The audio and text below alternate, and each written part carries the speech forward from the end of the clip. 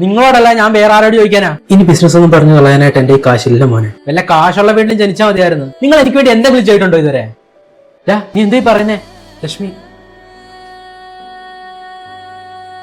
എടി, ഇത്രയും വലിയ സ്കൂളിലൊക്കെ അവനെ ചേർക്കണോ? നമുക്ക് ഏതെങ്കിലും സാധാ സ്കൂളിൽ പോയാൽ പോരെ? അവനെ നല്ല സ്കൂളിൽ പഠിപ്പിച്ചാൽ മതി. എന്റെ ഒരാളുടെ വരുമാനം വെച്ച് എങ്ങനെ നമ്മൾ ഇതൊക്കെ അഫോർഡ് ചെയ്യുന്നത്? 2 പേര് ജോലിക്ക് പോയാൽ തീരുന്ന പ്രശ്നമല്ലേ ഉള്ളൂ. ഞാൻ ഒരു ജോലി നോക്കി വെച്ചിട്ടുണ്ട്, ഞാനും പോകാൻ ജോലിക്ക്. ശരി, അവൻ എന്താണോ നല്ലത് നമുക്ക് അത് ചെയ്യാം. എടി, സാലറി വന്ന് ഇത്തവണ ബോണസ് ഉണ്ട്. ആണോ? അടുക്കളയിലേക്ക് കുറച്ച് സാധനങ്ങളൊക്കെ വേണം. ഞാൻ കുറെ നാളെ വിചാരിക്കും ഇൻഡക്ഷൻ ഒക്കെ വാങ്ങിക്കണം. എടി, അത് പിന്നെ അവൻ എന്തോ ഗെയിമിംഗ് PC ഒക്കെ വേണമെന്ന് പറയുന്നുണ്ടായിരുന്നു. ഞാൻ അത് വാങ്ങിക്കാന്ന് വിചാരിച്ചു.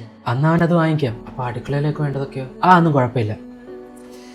എന്താ ആലോചിക്കുന്നത്? എടി, വീട് നമ്മൾ ഓൾറെഡി അവനെ പഠിപ്പിക്കാനായിട്ട് ലോൺ വെച്ചിരിക്കുക. അവനിപ്പോ ബിസിനസ് ചെയ്യാനായിട്ട് കാശ് വേണമെന്ന് പറയുന്നത്. അത് ഞാൻ എവിടെ നിപ്പിക്കാനാ? നിങ്ങൾ വിഷമിക്കണ്ട, ഞാനിപ്പോ വരാം. എന്റെ കുറച്ച് സ്വർണ്ണമാണ്. നിങ്ങളിത് വിൽക്കുകയോ പണയം വെക്കുകയോ എന്താണെന്ന് വെച്ചാൽ അവൻ പറയുന്നേ ഉള്ളേ. അവന് വേണ്ടി ഒന്നും ചെയ്തു കൊടുത്തിട്ടില്ലെന്ന്. അതൊന്നും അറിയണ്ട.